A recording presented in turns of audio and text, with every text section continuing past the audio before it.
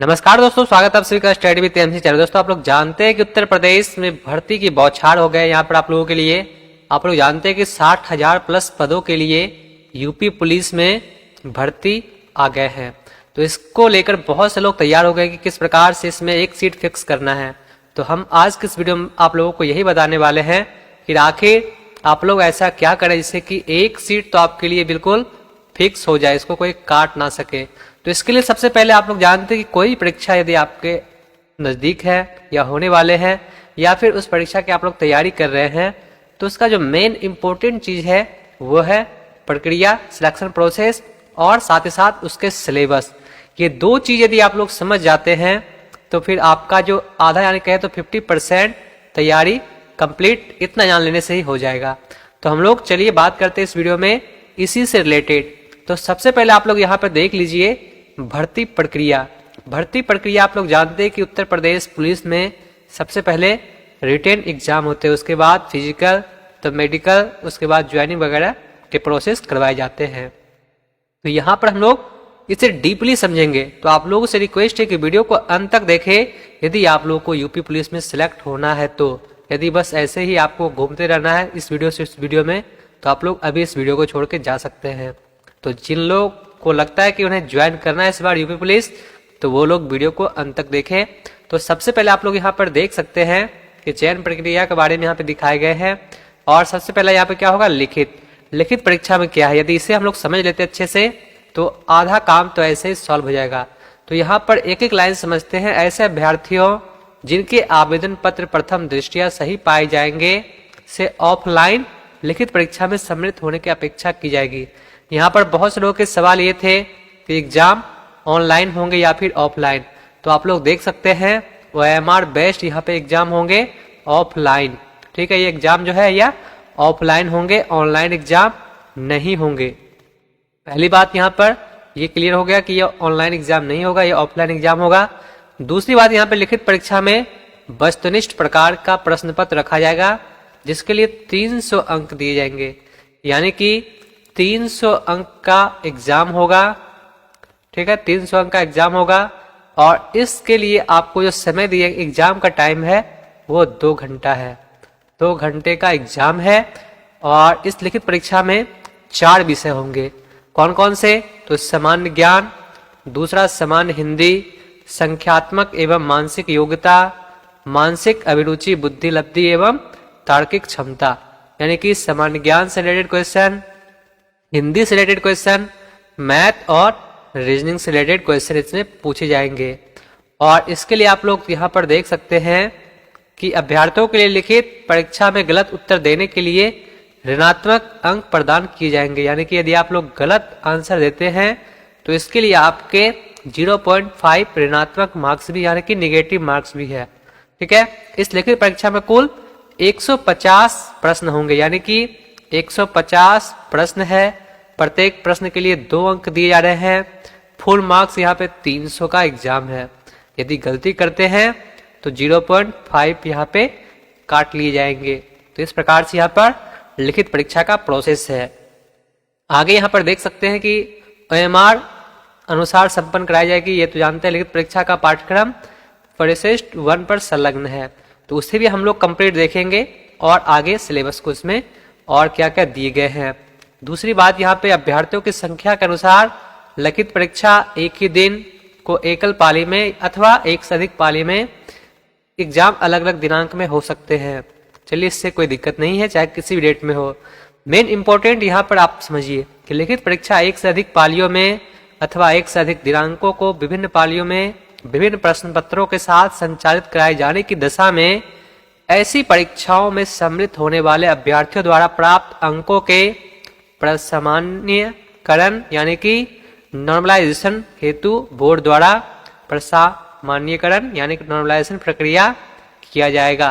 तो ये सब आप लोग समझ सकते हैं, नॉर्मलाइजेशन भी प्रोसेस में है, जिससे कि सभी शिफ्ट के सभी डेट के विद्यार्थियों को बहुत ज़्यादा सहूलियत इसमें मिलेंगे।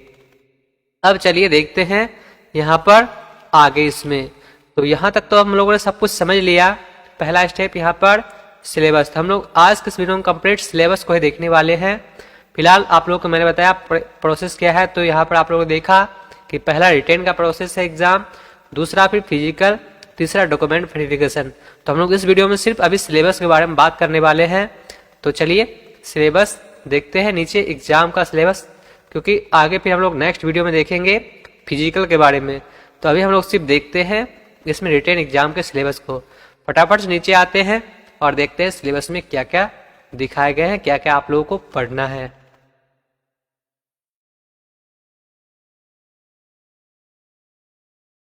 तो यहाँ पर आप लोग देख सकते हैं लिखित परीक्षा का पाठ्यक्रम यहाँ पर दिखाया गया है।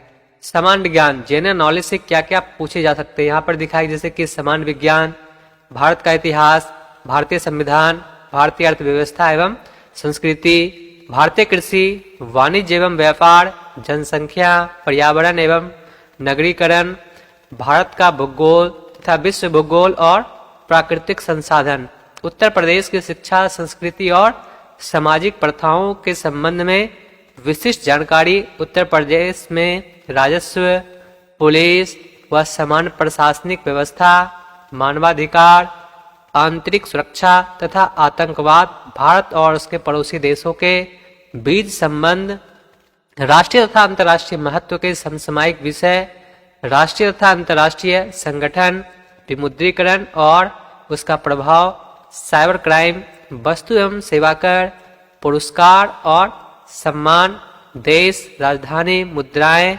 महत्वपूर्ण दिवस, अनुसंधान एवं खोज, पुस्तक और उनके लेखक, सोशल मीडिया कम्युनिकेशन, यानी कि इन सब टॉपिक से रिलेटेड जनरल नॉलेज में क्वेश्चन पूछे जाएंगे। उसमें करंट भी मिक्स है, नेशनल इंटरनेशनल दोनों, तो इन सभी को भी इसमें आपको कवर करना होगा। तो ये आप लोगों ने समझ लिया समान विज्ञान का क्या है सिलेबस। अब हम लोग देखते हैं समान हिंदी से क्या क्या पूछे जा सकते हैं।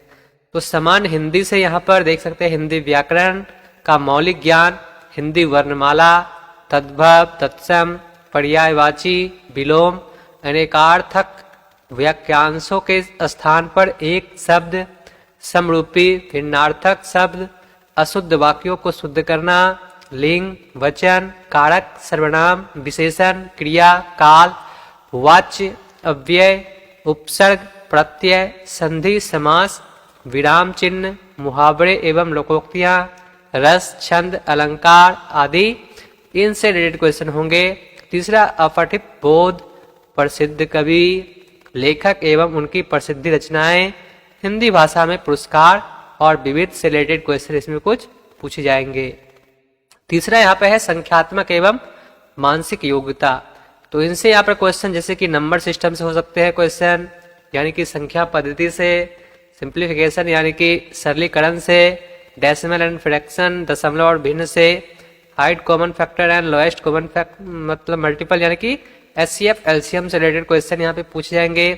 अनुपात, समानुपात, प्रतिशतता, लाभ हानि, डिस्काउंट, छूट, साधारण ब्याज, चक्रवृद्धि ब्याज और भागीदारी। यहाँ पर देख सकते हैं औसत, समय और कार्य, साथ ही साथ समय और दूरी, उसके बाद सारणी और ग्राफ का प्रयोग, मेंसुरेशन से भी क्वेश्चन यहाँ पे पूछे जाएंगे। और आप लोग देख सकते हैं अंकगणित, संगणना और अन्य विश्लेषणात्मक कार्य विविध इनसे रिलेटेड क्वेश्चन यहाँ पे पूछे जाएंगे। दूसरा यहाँ पर है मानसिक योग्यता। तो इसमें तार्किक आरेख, बहुत सारे इसमें प्रत्यक्ष ज्ञान का बोध, शब्द का रचना, संकेत संबंध विश्लेषण, व्यवहारिक ज्ञान, बहुत सारे इसमें रीजनिंग में यानी कि क्वेश्चन होते हैं। तो इनसे ये सभी इसमें पूछे जाएंगे। अब आगे देखते हैं रीजनिंग, यहाँ पर क्या क्या रीजनिंग से और इसमें है। देखते हैं रीजनिंग से पूछे जाएंगे जैसे कि निम्नलिखित प्रति दृष्टिकोण, जनहित या फिर कानून एवं शांति व्यवस्था, सांप्रदायिक सद्भाव, साथ ही साथ यहाँ पर और भी जैसे कि अनुकूलन क्षमता, व्यवसायिक सूचना, कानून व्यवस्था, व्यवसाय के प्रति रुचि, यानी कि इस तरह के इसमें क्वेश्चन यहाँ पे पूछे जाएंगे। बुद्धि लब्धि में यानी कहे तो आईक्यू टेस्ट में यहाँ पर देखते हैं आसमान को चिन्हित करना या फिर सांकेतिक लिपि को समझना, बहुत सारे इस तरह के क्वेश्चन पूछे जाएंगे।